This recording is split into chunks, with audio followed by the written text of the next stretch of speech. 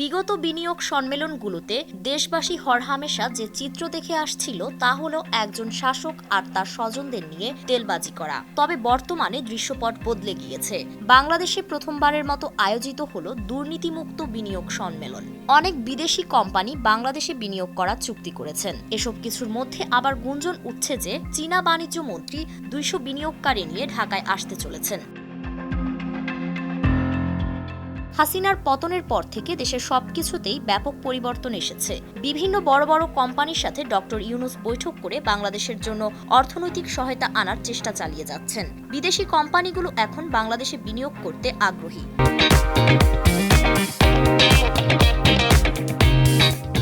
তাই দেশে বিনিয়োগ বাড়ানোর লক্ষ্যে ঢাকায় 7 এপ্রিল থেকে 3 দিন ব্যাপী আন্তর্জাতিক বিনিয়োগ সম্মেলন শুরু হয়েছে। বাংলাদেশ ইনভেস্টমেন্ট সামিট 2025 শীর্ষক এই বিনিয়োগ সম্মেলনের আয়োজন করেছে বাংলাদেশ বিনিয়োগ উন্নয়ন কর্তৃপক্ষ। এতে বিশ্বের 50টি দেশের 550 জনের বেশি বিনিয়োগকারী ও ব্যবসা প্রতিষ্ঠানের প্রতিনিধি অংশ নিয়েছে। ইতোমধ্যে সৌদির একটি কোম্পানি থেকে বাংলাদেশ $110 মিলিয়ন বিনিয়োগ পেয়েছে। তাছাড়া চীনের হাঙ্গার গ্রুপ বাংলাদেশে বিনিয়োগে $15 কোটি চুক্তি করেছে। সোশ্যাল মিডিয়ায় এই বিনিয়োগ সম্মেলন নিয়ে প্রশংসায় ভাসছেন বিডার নির্বাহী চেয়ারম্যান আশিক চৌধুরী ও প্রধান উপদেষ্টা ডক্টর ইউনূস। নেটিজেনরা বলছেন, হাসিনা সরকারের আমলে এমন সফল বিনিয়োগ সম্মেলন কখনো দেখা যায়নি। সে সময় বিনিয়োগ সম্মেলন মানে ছিল হাসিনা ও তার স্বজনদের তেলবাজি করা। 2023 সালের বিনিয়োগ সম্মেলনের একটি ভিডিওতে সেই চিত্র দেখা গিয়েছে, যেখানে হাসিনা সরকারের সাবেক তথ্যমন্ত্রী পলক স্বৈরাচারী হাসিনা ও তার পুত্র জয়ের প্রশংসা করছিল।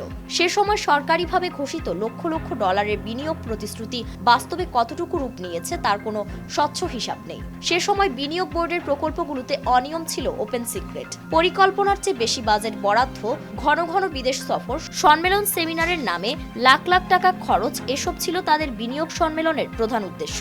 আর এসব কিছুর কোনো হিসাবও বিগত সরকার দিত না।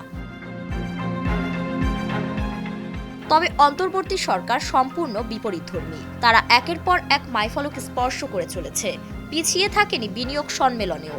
বিশ্লেষকরা বলছেন, দেশের ইতিহাসে সবচেয়ে বড় বিনিয়োগ হয়েছে এই প্রথমবার।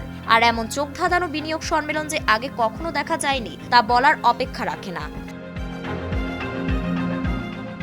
ফারিন রহমান প্রীতি, নয়া দিগন্ত।